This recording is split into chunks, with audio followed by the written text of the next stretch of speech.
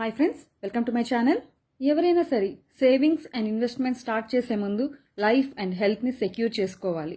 Today's topic is health insurance really required. హెల్త్ని ఫైనాన్షియల్గా secure చేసుకోవడం చాలా చాలా ఇంపార్టెంట్. ఇన్ కేస్ మెడికల్గా రిస్క్ ఏదైనా జరిగినప్పుడు సఫిషియెంట్ ఫండ్స్ రెడీగా ఉండాలి. ఇద్దరు ఫ్రెండ్స్ వాళ్ళ హెల్త్ని ఫైనాన్షియల్గా సెక్యూర్ చేసుకున్నారు ఇన్ 2 డిఫరెంట్ వేస్. అది ఎలా చేసుకున్నారో చూద్దాం.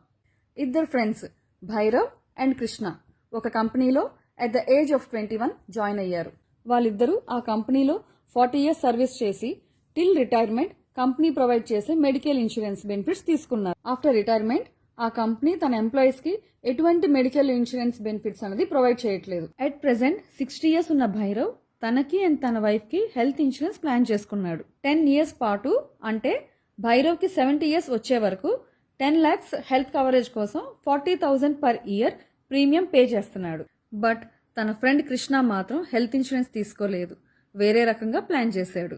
కృష్ణ జాబ్ జాయిన్ అయినప్పుడే అంటే అతని ఏజ్ 21 years ఉన్నప్పుడు 5,000 per year చొప్పున టిల్ రిటైర్మెంట్ ఫిక్స్డ్ డిపాజిట్ చేయడం మొదలుపెట్టాడు.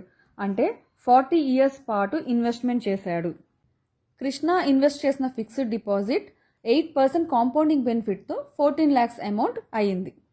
రిటైర్మెంట్ తర్వాత ఇంకా ఎటువంటి ఇన్వెస్ట్మెంట్ చేయకుండా ఇంకా అదే ఫిక్స్డ్ డిపాజిట్లో అట్లా అమౌంట్ వదిలేశాడు. సో ఫైనల్గా కృష్ణకి రెడీగా ఉన్న amount till 80 years. Here it is. So ఇక్కడ మనం క్యాల్కులేట్ చేయాల్సింది ఏంటంటే భైరవ్ ఎవ్రీ ఇయర్ 40,000 చొప్పున పే చేసుకుంటూ పోతాడు. బట్ కృష్ణకి వచ్చేసరికి 1 rupee కూడా ఎటువంటి అమౌంట్ పే చేయడు. సో ఫైనల్గా ఏది బెనిఫిట్ అనేది మనమే క్యాల్కులేట్ చేసుకోవచ్చు.